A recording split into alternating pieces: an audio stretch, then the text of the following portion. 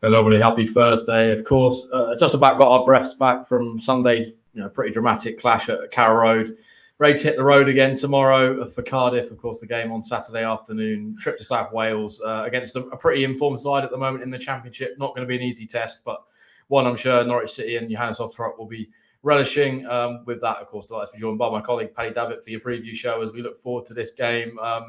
Lots to get stuck into. We want your comments, questions, score predictions. Get them all down in the comment section below. And, of course, we'll work through those as we go through the show. I mean, Paddy, I think there's probably one place to start. And we spoke around it a lot sort of in the last podcast. Kenny McLean's sending off last weekend. We didn't really know the kind of repercussions or how many games at that moment in time. We were trying to work it out. And it's probably the worst sort of news for Norwich City. It is going to be a 3-match ban. There's obviously the potential further repercussions, which we'll talk about in just a moment. But just the initial 3-game ban, how big a blow is that for Kenny and also Norwich City?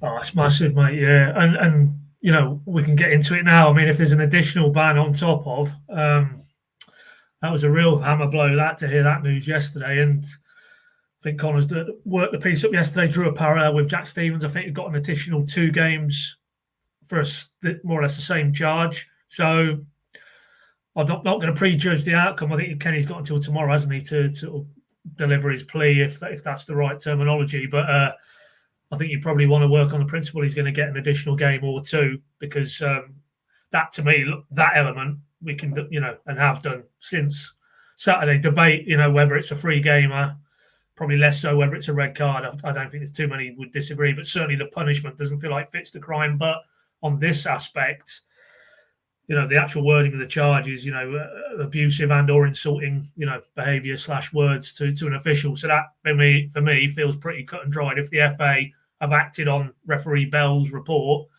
then he clearly feels that was the case in terms of Kenny McLean. And unless Kenny McLean says it wasn't the case, and then it goes from there. But no, I think that's going to be proven. And then that will be, if we draw a parallel with the previous case with Jack Stevens, another game or 2, which bad enough 3. If it's 4/5, then given Marcelino Nunez isn't available, that becomes really problematic. And I know Johannes yesterday, you down there with Connor, and he's of course got to accentuate let's see which of the younger players can stick their hands up and step forward, but he has to go that route. I mean, the reality is Kenny McLean has started every league game for Norwich at this point of the season, captain as well on the pitch. Johannes has talked about his influence. He's almost his eyes and ears on the pitch. He understands the technical elements and he sees the pictures, the game pictures. To lose all of that for potentially 5 games, certainly 3, is huge. Yeah, so Cardiff will be the first test, but that's the cards that have been dealt and they've got to move on with it. But it does feel very tough. For me, 3 games feels very tough in the initial instance, but then to add on, and of course, the referee clearly feels, as he's put it in his report, and the FA clearly feel that Kenny McLean has a case to answer on the abusive and or insulting words element. So, it is what it is, but it rubs salt into the wound from the Norwich perspective. And it's. It feels like he's been dealing with a lot of adversity, Johannes, since he came in the building, on and off the pitch, and we don't need to get back into all those transfer-related elements that he really managed to navigate pretty smoothly, as it turned out. But even on the pitch, post-Oxford, to bring it together as quick as he had, even the injuries, the Cordoba sort of situation, now he had to ease him in and hold him back a little bit. But this now feels quite a pinch point to have no Nunez, no McLean. And we'll get into it, I'm sure, Adam. But there isn't clearly like-for-like replacements for either of those 2. So it's okay. Maybe you can get away with a Nunez replacement situation, but to have another midfielder and a key midfielder in Kenny McLean out for the foreseeable, that does feel like Johannes is really going to be tested in terms of him and his coaching staff and how they come up with a solution. And we haven't got that long to wait. But, it feels like it's a shame because, everything at the moment is positive on the pitch. Performance levels, yes, of course, you'd want maybe slightly more points on the board. But it felt like maybe the wind was at their backs and now there's a bit more adversity. And, that's, I guess, the Championship, really, from month to month, you're going to get tested. And they certainly are going to be tested in this spell without McLean, without Nunez. Yeah, if there is further punishment for Kenny, will he look back with a little bit of disappointment maybe at the way he acted? Obviously an experienced pro, and you maybe expect that from a younger player with a little bit more naivety. But I suppose in his situation, it's the heat of the moment, probably that added frustration that Norwich were on top in the game. And it probably was a little bit of a situation where, as Johannes said yesterday, almost between a yellow and a red card. It probably, it's a softer red card maybe than lots you see. So is there maybe mitigation for that reaction, or will he look back with disappointment? Oh, I mean, ultimately, it is heat of the moment, isn't it? And that was a very, very hectic second half, to put it mildly. Once Norwich got themselves back in the game in terms of Borja Sainz's second goal to make it 2-3, it felt very much like. And then obviously then Fisher, of course, and it's 3-3. And you think, well, the crowd, as Johannes has referenced again yesterday, did after the game, the noise in that stadium. Very hard for if you're a player in the heat of battle, as it were, to sort of maybe stop in that moment, because he sees the red card and it's very hard to take a step back. And I'm minded to go back to what David Wagner used to say about McLean, that he just had to dial down the emotion, and that's maybe his character, and he sort of wears his heart on his sleeve, and that's good in many regards, that he is that driving force and that big personality. But if David Wagner was highlighting that he just had to, a bit like the Johannes said about Borja earlier this season, don't get so emotionally caught up in it all, which is easier said than done. But maybe that was just a reminder that he's a very passionate type of player, passionate type of person, and he would have probably in that very split second moment known that what you said there, Adam, was the case, that from we're going to win this now, lads, to almost, have I jeopardised us getting a point, and felt that, and maybe then the realisation he's going to be out for 3 games,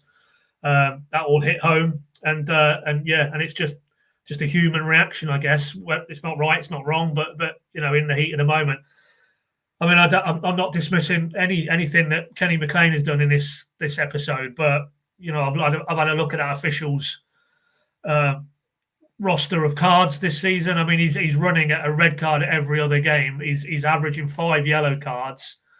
For me, that's an official who maybe manages games by throwing cards around, and I don't think personally that's the best way. I think you don't leave yourself a lot of room for manoeuvre. You back yourself into corners, really, if you try and enforce game management through the use of those stats. Would tell you quite a lot of cards, and that's not, as I say, to reiterate, absolving Kenny McLean of his role in it, but and then you've got the inconsistency with the Edmondson and Sargent scenario, that there's a player who's on a yellow card in the first half, clearly grapples Sargent, should be not even a free kick, should be a free kick and yellow card, and then he's off the pitch. So that's the frustration. But we don't want to sort of make this baiting referees or one referee. The reality is, it was a red card challenge, and Kenny McLean, unfortunately, it feels like, given this charge yesterday from the FA, has maybe compounded that with his reaction. And as I say, it'll be interesting the next time Norwich come across Mr. Bell, how both parties deal with that. But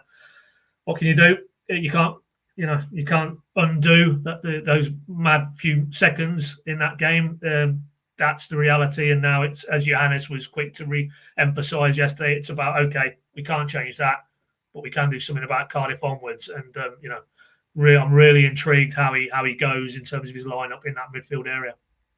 Yeah, I suppose on that, let's get into that straight away. I mean, we sort of spoke around it a little bit on the last Pink and podcast about maybe changing formation or other solutions. It doesn't feel like there is that direct replacement in this squad for Kenny McLean. Maybe, Sorensen is more defensively minded, but not of a fitness level where he could probably go and start games. I mean, Johannes obviously mentioned that Callum Fisher is an option maybe for midfield, and that feels like a route that he might potentially take. I mean, he mentioned Jack Stacey is performing well in sort of training and trying to push Callum Fisher for that starting shirt again. How do you think he might go on Saturday? Is it going to be a change of formation? Will he find a solution in the midfield sort of options he has at the moment?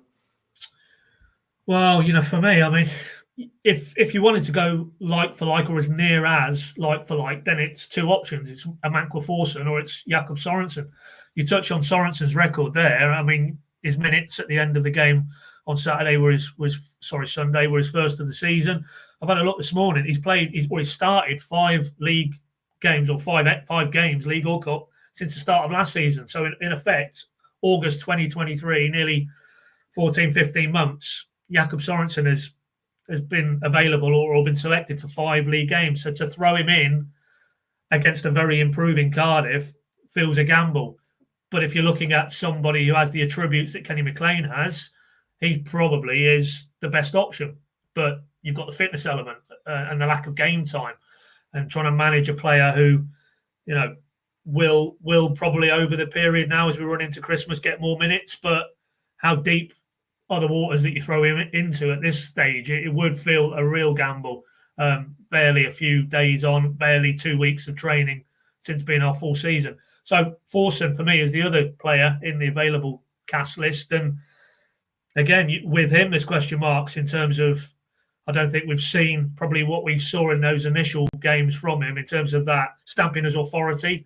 There's a player in there, no doubt, but he's a very young man and he's getting to grips with England, as Antti Sernach is a little bit further ahead of him in terms of positions on the pitch. And to entrust him with the responsibility in a key area of the field on Saturday, not sure that feels to me like the right way to go either. So that's why I thought it was very interesting that, without giving too much away, I mean, he certainly didn't dismiss Callum Fisher's chances of playing in the middle of the park.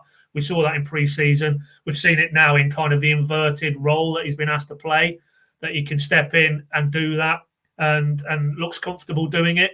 We also know the physicality isn't an issue for him. I mean, Johannes spoke a couple of weeks back about how he was surprised by how aggressive, how combative Callum Fisher is. He loves a tackle, very rare in the modern game, but he doesn't mind, getting himself snapping into challenges and letting people know he's about. So, maybe Callum Fisher is where his head's at, because he can, I think, balance the technical requirements that you need with that aggressive physicality.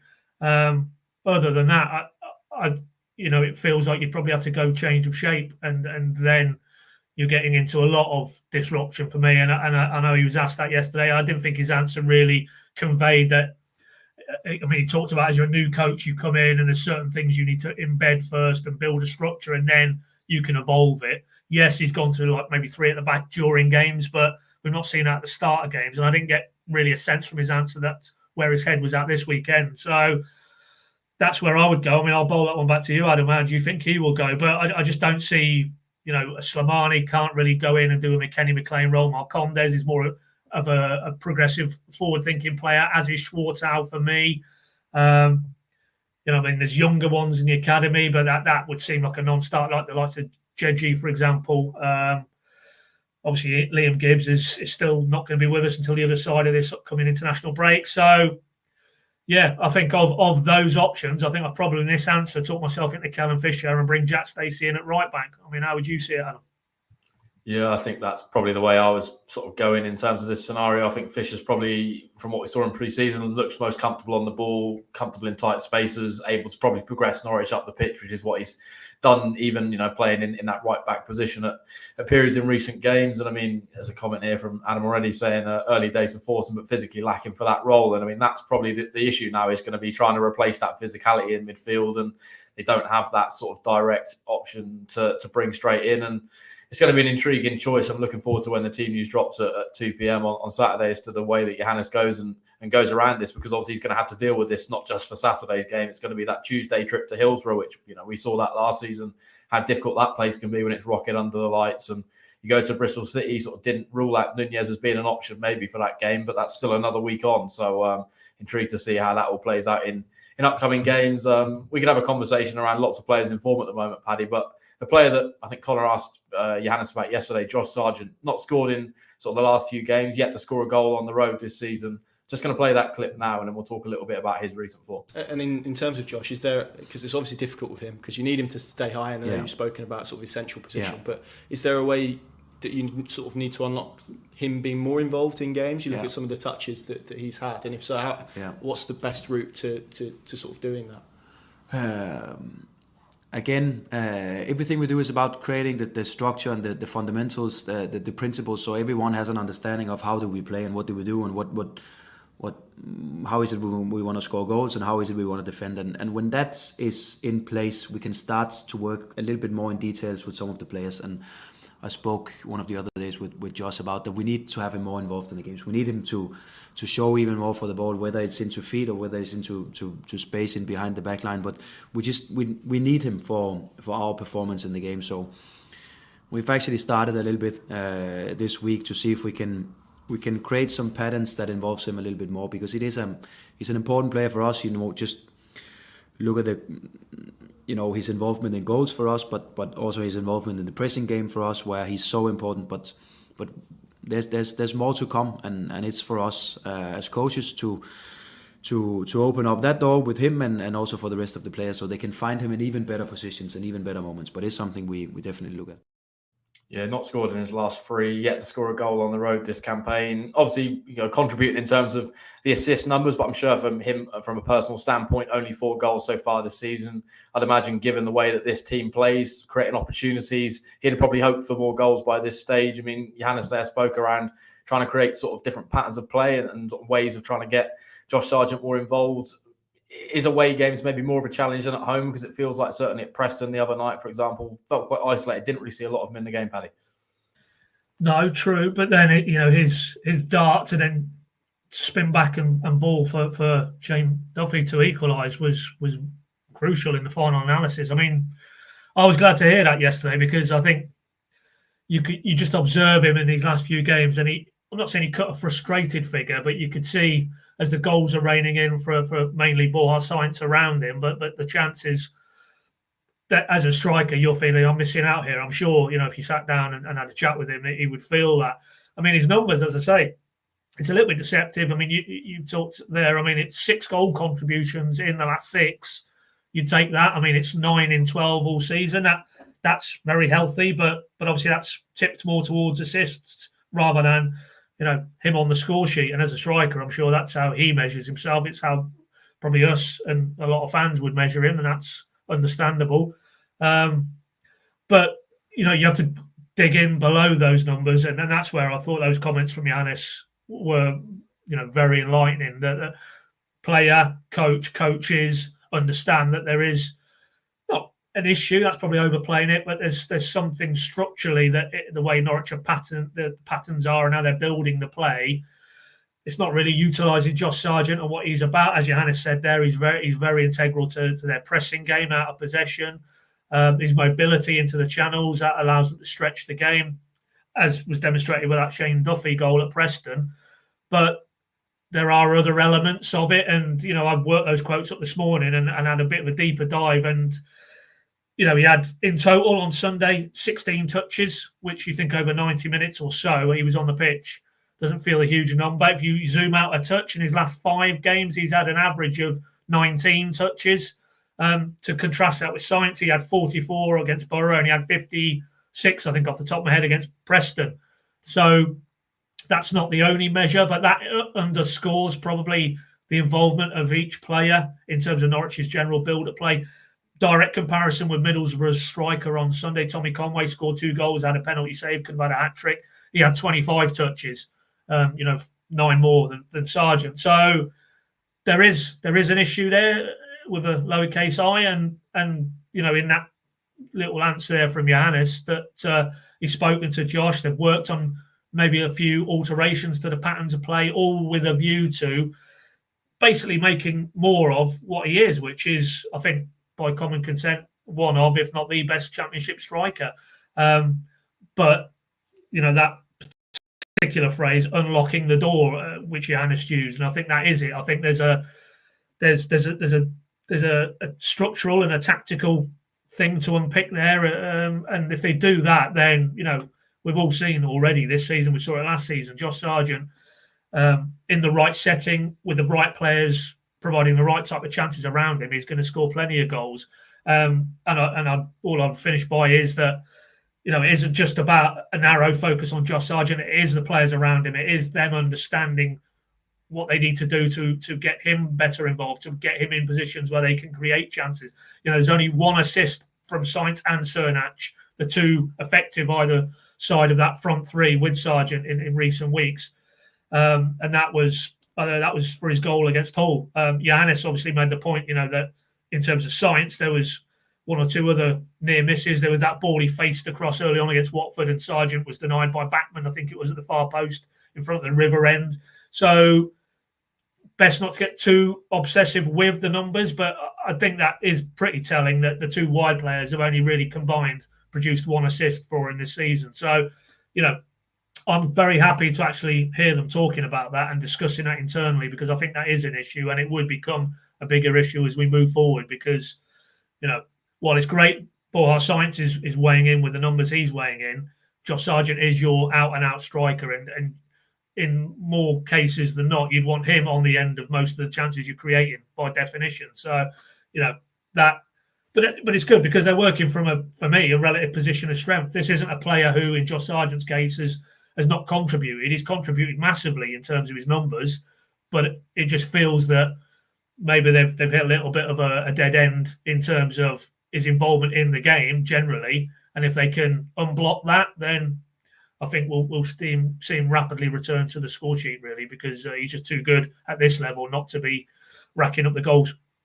I suppose one of his other qualities is leadership, and Norwich don't obviously have maybe a direct captain option on Saturday. Obviously, Kenny McLean is not going to be available. Grant Hanley, unless he's brought into the team, is obviously not going to be on the pitch either.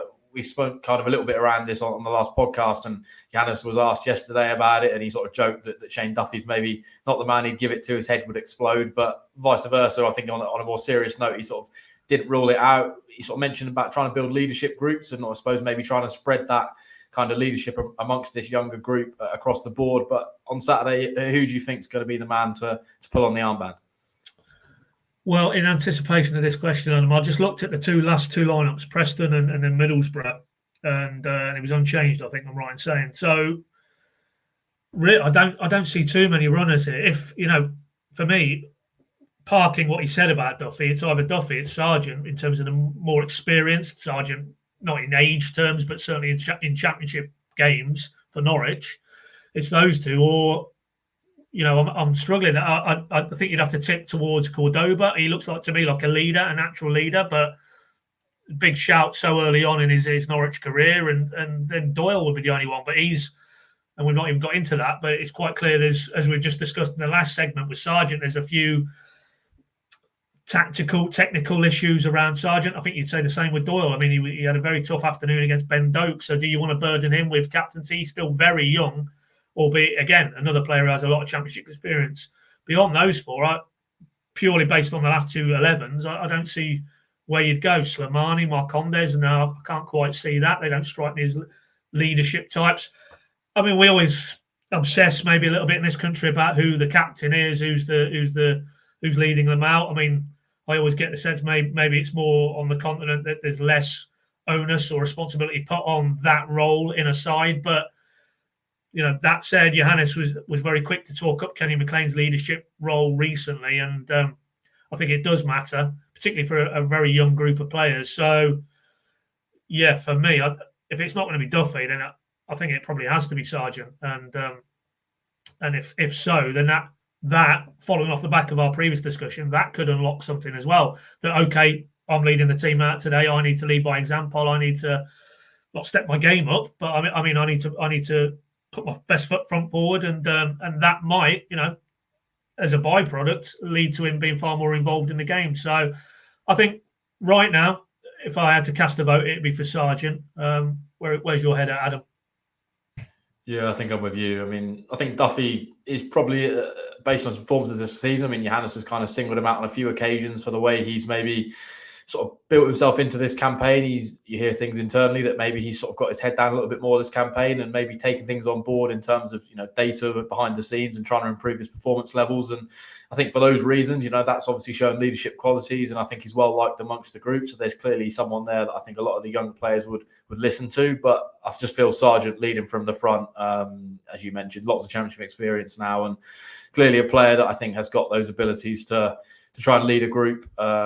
So I think maybe just off the back of that, I'd probably just edge towards Sargent. But I also wouldn't be shocked if we got to Saturday and it was Shane Duffy with the captain's armband. So of course it's up to Johannes. So we'll see what he goes with on Saturday. I suppose that probably got to that point now. We'll talk a little bit around the opposition and Cardiff. I mean, they've had quite a sort of turbulent start to the campaign. I mean, it was a 12th place finish last season in the Championship under Errol Bullitt, and there was lots of positives. I think, they beat the likes of Ipswich at home, who of course got promoted, Southampton at home, and I think there was sort of mixed emotions maybe towards the end of the campaign in that they tailed off a little bit form-wise, but haven't started this season very well at all. I mean, it was just one draw. I think it was 6 defeats when they decided to pull the trigger and sack Errol Bullitt. I mean, they've had sort of a temporary assistant in Omar Reza in the dugout ever since, and he's sort of turned the fortunes of the club around a little bit. I think it's 3 wins, 2 draws in the last 5, and only Sunderland have got better form in the Championship at the moment. So certainly going to be a difficult test. I mean, I think they're about Perry NG. He's suspended for this game off the back of 5 yellow cards, which I know he's one of their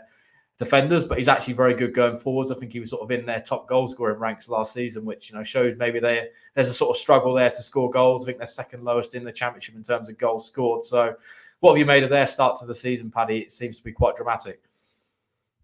Yeah, I mean, I've just got those stats. They're so stark, as you say. I mean, under Errol Bullitt, previous manager, scored 1 in 6 games, failed to keep a clean sheet. And now since then, with Rizza going in there, they've got 11 points from the last 6 Championship games, scored 10 goals in that period, and kept 3, as you said, successive clean sheets. That is a remarkable turnaround with essentially the same group of players.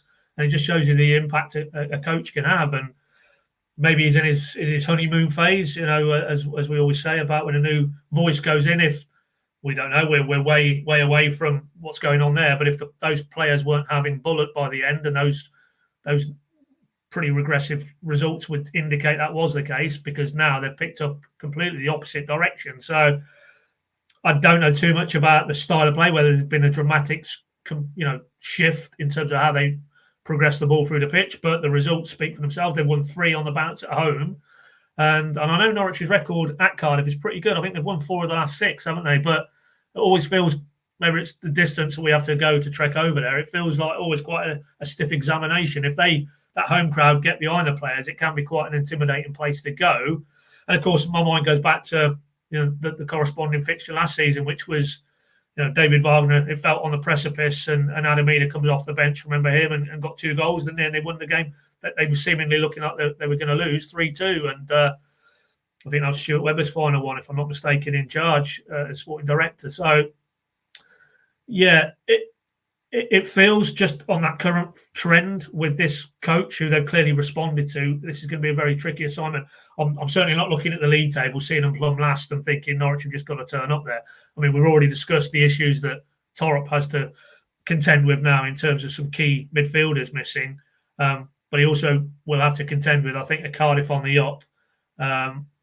And for that reason, I mean, I'd sign now for a point, if I'm honest. Because I just think you pull all the strands together that we're discussing here this afternoon, the challenges that Norwich have and their own sort of team selection, but also a very, it would seem, rejuvenated Cardiff team, then that to me wouldn't be the worst result. I know it would continue a trend, and you might start to be worrying that they're racking up these draws, and of course Sheffield Wednesday away is no easier a task at Hillsborough, as they demonstrated last season. But I just think in this particular game, for me, it's not the worst result.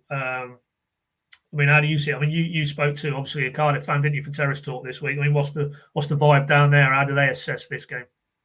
Yeah, I think they're feeling relatively positive. They feel like the football's a lot more attacking on the front foot than maybe it was under Errol Bullitt, which of course the goals would suggest that. I know they scored 5 against Plymouth, and maybe that skews that kind of record slightly. But certainly, I think from what they're seeing, he said the crowds and the attendances are going up a little bit at the moment, and maybe even people that he knows personally have bought tickets for this game, because there's that sort of excitement again about going to the Cardiff City Stadium, and that makes it dangerous for Norwich. They're a team that's on the up, and they're maybe starting to believe a little bit more again after a really difficult start to the campaign. So, yeah, not going to be an easy test, and as we've sort of seen so far this season, maybe Norwich's struggles have more come on the road than at home in terms of form, and obviously they want to try and convert these draws into wins. But also, as I think we all know, points in the Championship are still vital. You'd still rather pick up one than none. So intrigued to see how it goes on Saturday. I think it's all set up for a really good game. We'll dip into a few of the comments before we maybe go into predictions.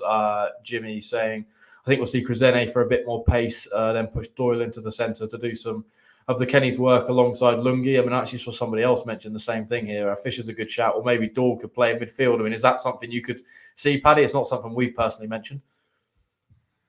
So what are we thinking now? What, Fisher stays where he was playing and push Doyle in, or you switch right. Fisher to left back? Yeah, so I'd assume, yeah. I don't think that's getting the best out of Callum Fisher for me. I mean, I can see the Doyle further forward because those sort of Watford, particularly at home, stands out. Was that the one he absolutely smacked one in? Was it Watford or Hull? I forget. Yeah. But I think it was Watford, wasn't it? So he's very comfortable in those areas, Callum Doyle, and you do free him a degree from the defensive element of his craft, which, as Johannes himself said after Sunday, it's a risk and reward playing him as a left back against players of the calibre of a Ben Doak. So I could see it from the Doyle dimension, but I couldn't necessarily see you getting the most from switching Callum Fisher to the left-hand side, if I'm honest. Yeah, to me, I'd go with Jimmy's last point. You just flashed up there.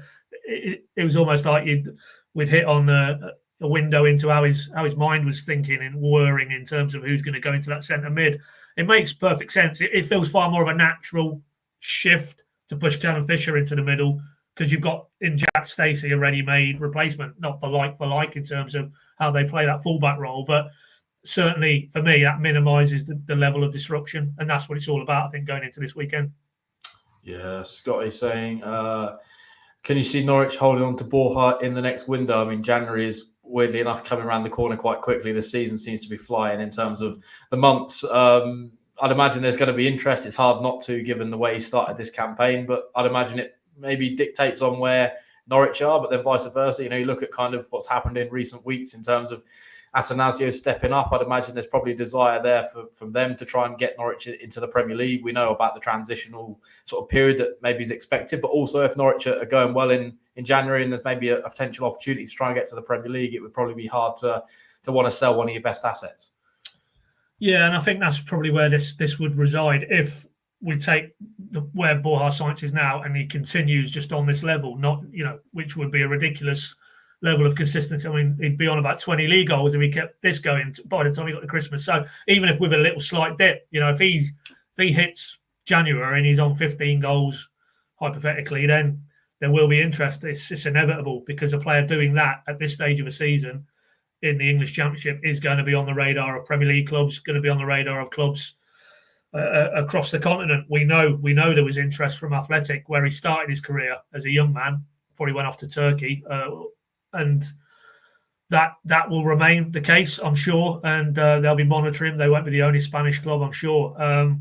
But for me, that's where it would be at. If Norwich are where they are now or better in terms of league position and with justifiable aim to push on and be in the promotion shout, that doesn't, to me, chime with the messaging you're getting and you hear when you listen internally to members of the executive or even, and it'll be interesting, we're coming up to the AGM now in a few weeks, or just over a month actually as I look down, where Atanasio is due to attend. I'm sure he will be asked by shareholders to map out a little bit more what his view is, short-term and mid to long-term, maybe even might be asked about a situation like this, what would happen if they got a bid for Borja Sainz.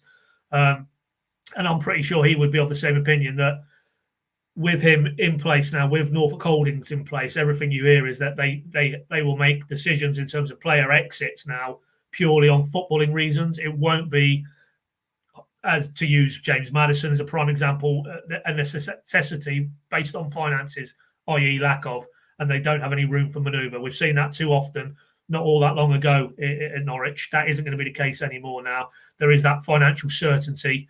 There is that financial backing to allow them to, if you're Johannes, if you're Ben Napper, to know actually the first criteria is, does this make sense for us on a footballing scale? And it's very hard to make a case in January that selling Borja Sainz makes sense in terms of improving Norwich's chances of pushing on and maybe trying to get back to the Premier League this season. So, yeah, unless with, as always, though, I'm going to go full manager speak, unless there's every player has their price, and unless it's an absolutely ridiculous offer in January, and I mean ridiculous, then I don't see them cashing in. But that said, the slight concern is the contractual status. I think he's, if I look down now, I think he's a 2025. So if you get to next summer, he's got 12 months left. If there's no contractual movement in terms of getting him on a newer deal, whether that's from Norwich's side or from him and his advisor's side, then it'd have to be next summer if Norwich are still in the Championship, because I don't think you can allow an asset as good as him to go for way below his market value. So if it's not this window and they stay in the Championship, for me it'd have to be in the summer coming. So yeah, you couldn't definitively say no chance they won't sell him in January, because there's a lot of moving parts to that. But I just feel when push comes to shove, if Norwich are in and around it, you don't improve your chances by selling Borja Sainz. And everything we hear now moving forward under the Atanasio and Norfolk Holdings banner is they won't have to do that. They will first and foremost make every strategic decision with football in mind. And as we know, it's been stated, whether it's Ben Napper, whether it's Johannes, whether it's Mark and his grouping, getting this club back to the Premier League is what's driving all those actors. So you're not, as I say, you're not going to improve your chances if you get rid of, well, i.e. arguably the best player in the Championship right now and potentially will be this season. Yeah, we'll be live for another 5 or 10 minutes. So any sort of late comments or questions, get them down below. Before I push you for a prediction, Paddy, it's 3 big games now coming up this week, 2 of which on the road, as we mentioned, of course, the home game against Bristol City before the next international break. I mean, what do you want to see from this Norwich team in this week in terms of, obviously another difficult week, another typical Championship grind? What progress, mistakes maybe they've had in recent games, you want them to try and build on it and sort of rectify, I suppose, moving forwards? Well, yeah, I mean, so it's basically Cardiff, Sheffield Wednesday, Bristol City at home, yeah. I mean, points-wise, I'd take probably 5 from those 9, which I know, again, we're just coming off the back of 3 from 9. So that over those 6 games, it's not maybe a promotion level haul of points or a playoff contending level haul of points, but I mean, that would be then a serious block of unbeaten games, and I think that's a great starting point. While you're dealing with the McLean situation, the Nunes, Gunny, we've not even talked about him. That's a big miss as well for me. So while you're trying to overcome those and get yourself basically into a position where you get to that festive swing where the games come thick and fast, and then you can really put the accelerator down, I'd take personally an unbeaten 3-game period from here, because if so, you've got, as I say, a rejuvenated Cardiff, Sheffield Wednesday, under the lights, Hillsborough midweek, Danny Roll, probably smashing them in from corners and balls into the box again after their success last season, albeit that was David Wagner. Not easy. And then, you finish with a Carrow Road game. You'd like to think they'd have enough about them to get the better of Bristol City, with all due respect to Bristol. So, yeah, so for me, 5 would be a good return or a solid return. Yeah, of course, you'd love more. I suppose you could lose one of those and win the other 2 and you'd have 6. So that might be a better way of looking at it. But in terms of, drilling down into performances, I think goals against, 6 goals conceded in the last 3, that needs to be addressed, really. You can't achieve anything this season if you're going at 2 goals every game conceded. It's just an uphill battle every game. I thought it was good what Johannes said about that pattern of when they go in front, they seem to be very vulnerable. I know that's a bit of a cliche in football generally, but trying to eradicate that, if they do get themselves in front in any of these 3 games, that can they go, as Johannes said, on the front foot, try and go for another goal, try and pin opponents back, put them really to the sword, rather than almost retreating a little bit subconsciously as much as anything and then paying the price as they did on Sunday against Borough. So I think they're the elements for me, really. Goals against, and if they get themselves in a strong position in a game or a winning position or a leading position, try and keep the foot on the throttle or the foot on the throat. And then if they do that, then the reality is they're probably improving their chances of getting a win. And as I say, if they can navigate this 3-game spell with 5 or 6 points off, I would take that. What about you? What do you think from these 3 games, Adam? What's feasible? Yeah, I think if they had Kenny, they had Nunez, they had Gunny, I'd feel a little bit more confident, particularly given it's 2 away games at 2, stereotypical, probably no disrespect, but mid-table, sort of lower echelons of the Championship teams that are going to be embroiled in physical battles, and the fact that Norwich have maybe lost that physicality a little bit through the spine of the team due to kind of situations that are out of their control, that leaves me with a little bit more fear than maybe, if they'd have gone to Hillsborough with Kenny McLean trying to, navigate 3 points. But I think given the quality they have in the squad, arguably probably have a higher quality threshold than Cardiff and Sheffield Wednesday, I think one of the games they might just do enough to convert the 3 points that they require. And obviously the home record, it speaks for itself in terms of Norwich probably at home don't maybe require that physicality quite so much as they do away from home, particularly against Bristol City, which I think we saw last year under Liam Manning, very possession-based, maybe got more technical players than Cardiff and Sheffield Wednesday, not as much physicality. So I think Norwich on that day probably have the individual quality to maybe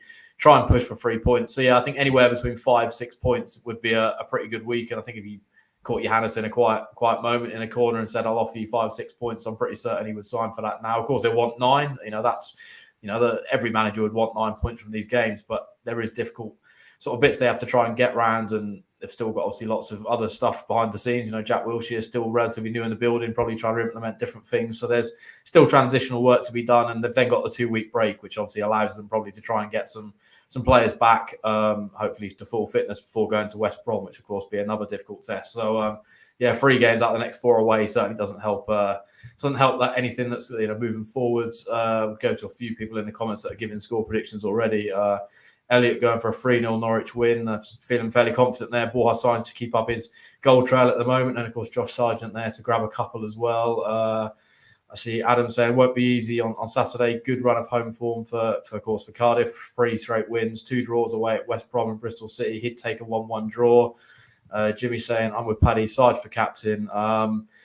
Of course, I think he's been getting a little bit of stick from the US end as well in recent times. But, his championship form for Norwich has been pretty good. So he's going to back him to rise and score. With everything we've said, Paddy, how do you see this game unfolding? Score prediction? And, you mentioned, would you sign for a point now? Is that where your head's at? Yeah, I think so. Adam there, 1-1, I could see that. Maybe a few... Having said I'd like to see him tighten up, I could see it being another Preston type 2-2, maybe. Maybe even a 3-3, who knows? There's certainly no lack of goals when you watch a Johannes Torp side. But if I'm honest, I could probably see Cardiff just edging it just because of the problems they've got. And it's hard at this stage, once we see, 2 o'clock Saturday, right, this is how he's going in terms of personnel and his setup, and then see how that begins the game, then,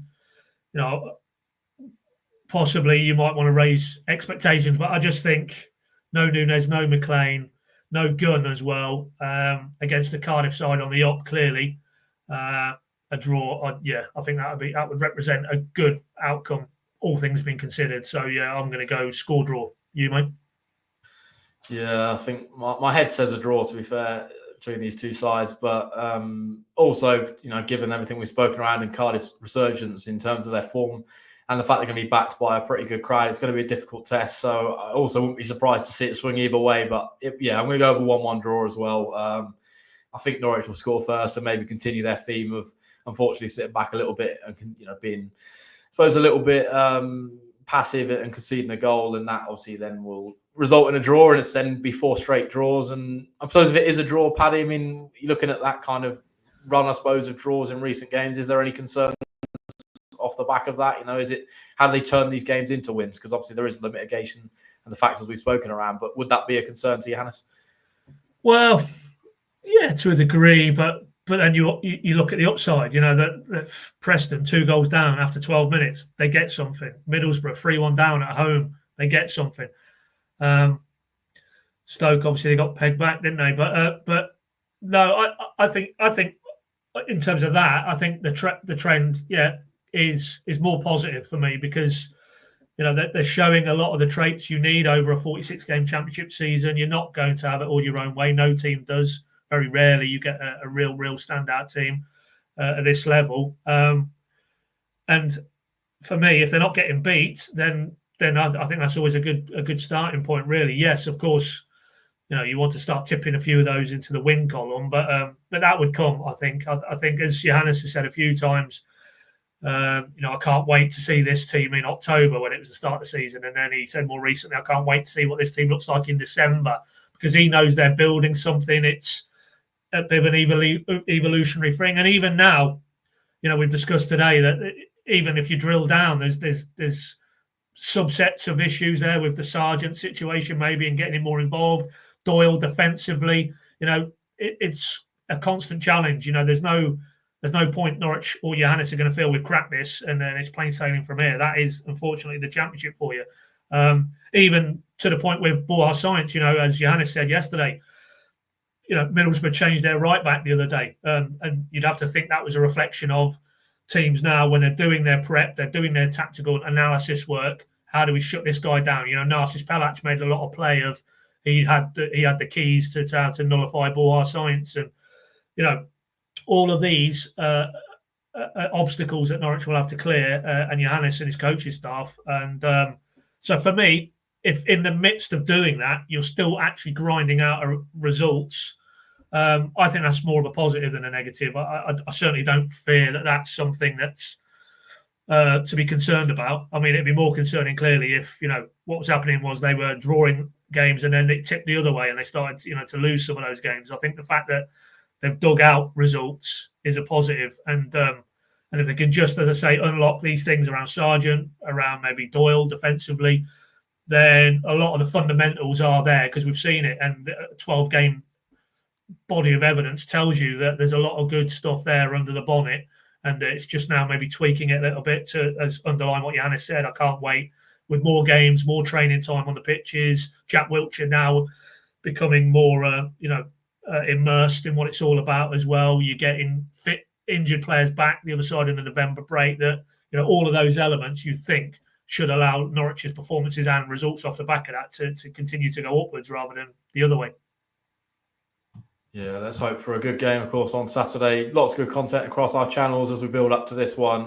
Johannes Hoftorp's press conference, of course, yesterday afternoon. So that's well worth checking out if you haven't already. Lots of good stuff in there around kind of the injury situation and patterns of play. And I think he spoke around the fans and maybe that patience that's obviously being built. And I think that's all positive, and it's all leading itself as a 2-1 prediction there for a Norwich win, which, of course, we'd all take. As Paddy mentioned earlier in the show, I did speak to a Cardiff broadcaster yesterday. He does some really good work actually for those with visual impairments and who are unfortunately blind at the game. They can actually get that audio feed from him, and that's well worth checking out, even if you're a Norwich fan on Saturday with any of that. So that's well worth listening to as well, because he talks around Cardiff and the season, everything that's been there is so turbulent. And I think they're trying to just hope for a period of kind of settling in a little bit and just trying to build off the form. I think they've had links to Slaven Bilic and all sorts this week, so still struggling to find a manager down there. Of course, we've also got the stuff on the Pinken app as well, which you can take out a subscription to. We think it's pretty good value for money, so well worth checking out if you haven't already. We've got the WhatsApp channel, which you can find all the links across our other social channels with notifications straight to your phone. Well worth those that maybe don't enjoy the sort of other side of social media these days. We feel like that's a good alternative for you to go and check out. And of course, I think we're only just over 100 subscribers away now on YouTube from 10K. So if you haven't already subscribed to us, then of course you can hit that button down below, like as you usually all do, and give us the support that you give us. We all much appreciate it as we make the long journeys like we do. 2 of them to come in pretty short order, starting with Cardiff on Saturday. Of course, we'll have Team News Live from 2 p.m. So if you're not at Cardiff, well worth tuning in at 2 p.m. to see the way that Johannes Hoftorp, goes with this game, given all the issues we've spoken around in this show. So with that, we're going to sign off. Enjoy the rest of your day. Of course, enjoy your weekend. Hopefully the sun remains shining and Norwich City can, of course, pick up a huge 3 points, which, of course, will be much appreciated for the long journey we have to endeavour on Saturday.